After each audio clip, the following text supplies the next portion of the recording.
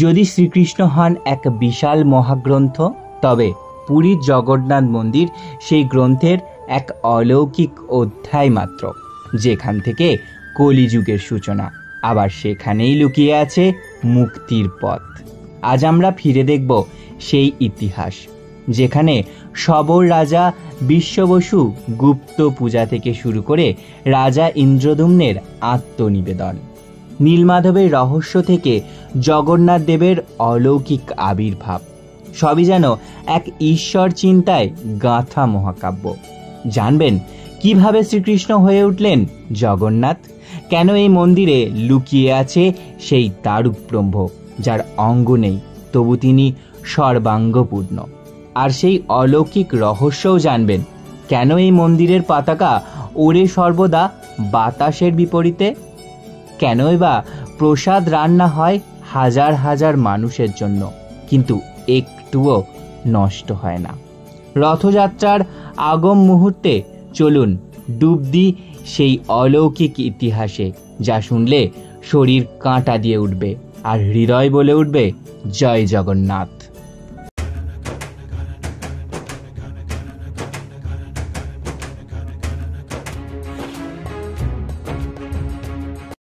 আমি জীবন, আমি Suchita. Welcome back to my channel village বয়, যেটিতে আপনাদের আরও একবার স্বাগত জানাই। বন্ধুরা, আজ আমরা চলে এসেছি জয় জগন্নাথ মন্দিরে, জগন্নাথ ধামে জগন্নাথ দেবকে দর্শন করার জন্য।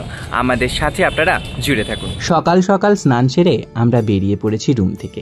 আজ জগন্নাথ মন্দিরে পূজা দেব, প্রভুর মন্দিরে পূজা দেব সকাল থেকে, তাই মনে এক অদ্ভুত শান্তি। আমরা দূর থেকে দেখতে পাচ্ছি জগন্নাথ মন্দির, নিজেকে আর ধরে রাখা যায় না কতক্ষণের মধ্যে মন্দিরে আমরা প্রবেশ করব। রথযাত্রা বাকি মাত্র কিছুটা সময়, তার পূর্বে চলুন আসল কথায় ফেরা যাক এবার। সেই কাহিনী, সেই অলৌকিক গাথা, শ্রীকৃষ্ণ থেকে জগন্নাথ হয়ে ওঠার মহাগাথা। দ্বারকার মহাপ্রলয়ের পরে দাপর যুগে শ্রীকৃষ্ণ যখন বনপ্রান্তে শুয়েছিলেন, তখন তিনি মনে মনে ভাবছিলেন বলরাম দাদার কথা এবং তার বংশের কথা। তিনি দেখলেন বলরাম দাদা দৈবযোগে ফিরে গেছেন আর যদুকুলও নাশ হয়েছে। এবার তিনি এই কথা যখন চিন্তা করছিলেন, তখন এক শিকারীর তীরে তার দেহ ত্যাগ করেন। এ কথা সকলেই কম বেশি জানেন। তেনার দেহ দাহ করা হলেও এক অলৌকিক অংশ হৃদয়, যেটিকে অনেকে দারুক ব্রহ্ম নামেও জানেন, সেই হৃদয় বা দারুক ব্রহ্ম আগুনে পড়ে না। অনেকে এখানে মতভেদ আছে, বলেন দেহটাই পড়েনি, যেজন্য 6 দিন আগুনে দাহ করার পরেও এক দৈববাণী হয়। সে দৈববাণীতে বলা হয় এই দেহ সমুদ্রে ভাসিয়ে দিতে। তবে এরপরে সেই দেহ সমুদ্রের পথে ভাসতে থাকে, ভাসতে ভাসতে চলে যায় ওশিয়ার গভীর অরণ্যে সবর জাতির কাছে, যা নীলমাধব নামে পরিচিত। নীলমাধবের পূজা তেনারা গোপনে করতেন। এই দেবতা ছিলেন অনাদি, অলৌকিক ও সর্বঙ্গ। অন্যদিকে রাজা ইন্দ্রদ্যুম্ন ছিলেন বিষ্ণুর পরম ভক্ত। তিনি বিষ্ণুকে সর্বজ্ঞানে পূজা করতেন। এর মধ্যে তার রাজসভায় একজন দিব্য পুরুষ আসেন। তিনি তাকে সেবার দ্বারা তুষ্ট করেন। সেই দিব্য পুরুষ বিভিন্ন ধর্মস্থানের কথা শোনাতে শোনাতে নীলমাধবের কথা তাকে শোনায়। রাজা নীলমাধবের কথা শুনে নীলমাধবকে দর্শন করার আকাঙ্ক্ষা মনের মধ্যে পোষণ করতে থাকেন। এরপর রাজা তার পুরোহিত বিদ্যাপতিকে ডেকে পাঠান। বিদ্যাপতিকে তিনি বলেন, নীলমাধব দর্শনের স্বাদ হয়েছে মনে, নীলমাধবকে তুমি খুঁজে নিয়ে এসো। এরপর বিদ্যাপতি সবর রাজ্যে যান। সেখানে গিয়ে সবররাজ বিশ্ববসুর মেয়েকে বিবাহ করেন। তার সাহায্যে তিনি দর্শনও করেন নীলমাধবকে। নীলমাধবকে দর্শন করার পরে রাজার কাছে খবর পাঠানো হয় নীলমাধব দর্শনের জন্য। রাজা নীলমাধব দর্শনে আসছেন, কিন্তু তখনই ঘটে এক অলৌকিক ঘটনা। নীলমাধব হঠাৎ অদৃশ্য হয়ে যান। রাজা ইন্দ্রদ্যুম্ন সে খবর পেয়ে শোকাকুল হন। তিনি এসে শুধুমাত্র নীলমাধবের মন্দির এবং পূজার সামগ্রী দর্শন করেন। তিনি এমতো অবস্থায় নিজের প্রাণ দিতে প্রস্তুত হন। তিনি বলেন, আমি বিষ্ণু দর্শন না করলে এ দেহ রেখেই কি করব। তাই তিনি শয্যা নিয়ে নেন। এমতো অবস্থায় দৈববাণী হয়, রাজা, তুমি নিরাশ হইও না, সেই দারুক ব্রহ্ম আবারও ফিরে আসবে। তোমার দ্বারাই মন্দির প্রতিষ্ঠা হবে এবং লক্ষ লক্ষ মানুষ পাবে মুক্তির পথ। জগন্নাথ দেবের মন্দির তুমিই প্রতিষ্ঠা করবে। এরপরে ঘটে আরও এক অলৌকিক ঘটনা। একদিন হঠাৎ সমুদ্র তটে ভেসে ওঠে এক অলৌকিক কাঠের কুড়ি, সেই দারুক ব্রহ্ম। স্বপ্নাদেশে রাজা সেটিকে জানতে পারেন এবং উদ্ধারও করেন, কিন্তু কেউ মূর্তি তৈরি করতে পারে না। যতবার সেখানে কাঠের উপরে আঘাত করা হয়, সেই মিস্ত্রিদের যন্ত্রপাতিগুলোই ভেঙে যেতে থাকে। তখনই এক অচেনা বৃদ্ধের আবির্ভাব ঘটে। তিনি আর কেউ নন, তিনি ছিলেন স্বয়ং বিশ্বকর্মা। তিনি বলেন, আমি মূর্তি নির্মাণ করব, তবে দরজা বন্ধ করে কাজ করব, যা কেউ দেখবে না। এমতো অবস্থায় রাজাও রাজি হয়ে যায়। তিনি মন্দিরের গর্ভগৃহের দরজা বন্ধ করে কাজ করতে থাকে। বেশ কয়েকদিন মন্দিরের ভিতর থেকে ঠুকঠাক শব্দ আসতে থাকে। রাজা ও রানী কান পেতে শুনতে থাকে। তারা দিব্যি খুশি ছিলেন মূর্তি নির্মাণ হচ্ছে। তবে বেশ কয়েকদিন কেটে যায়। তিনি অন্ন জল গ্রহণ করছেন না, কারণ দরজায় তো খোলাই হচ্ছে না। তাহলে তিনি কি খাচ্ছেন, কি করছেন? এমতো অবস্থায় বেশ কয়েকদিন পর রানীমা শুনতে পান না আর সেই আওয়াজ। তিনি তৎক্ষণাৎ মহারাজকে খবর পাঠান। তিনি বলেন, এ মন্দিরের ভিতর থেকে তো কই আর আওয়াজ পাচ্ছি না। বৃদ্ধ কারিগর কি মারা গেলেন? দরজা খুলে একবার দেখতেই হয়। মহারাজও তখন রানীর সেই মতে সহমত দেন। হ্যাঁ, তা তো ঠিকই বলেছ, মূর্তি নির্মাণ কতটা কি হলো, আর তো ধৈর্য রাখা যায় না। অনেক দিনই তো হলো, চলো মন্দিরের দরজা খুলে দেখি। এমতো অবস্থায় তেনারা আর ধৈর্য রাখতে পারলেন না। মন্দিরের দরজা খুলে দিলেন। তখনই বিশ্বকর্মাদেব অদৃশ্য হয়ে গেলেন। তখন তেনারা দেখলেন এখানে মূর্তির অসম্পূর্ণ রূপ। তেনারা তখন বুঝতে পারলেন এবং মহারাজ ও রানীমা নিজেদের ভুল বুঝতে পেরে ক্রন্দন করতে লাগলেন। তখনই দৈববাণী হয় যে এই রূপেই তিনি পূর্ণ ঈশ্বর। এই মন্দির প্রতিষ্ঠা হোক এই মূর্তির হাত ধরে। মন্দির প্রতিষ্ঠার পূর্ব থেকে মন্দির প্রতিষ্ঠার পর পর্যন্ত অনেক দুর্যোগ চলে গেছে, তবু মন্দির আজও অটুট। মন্দিরের প্রথম নির্মাণ করেছিলেন রাজা ইন্দ্রদ্যুম্ন।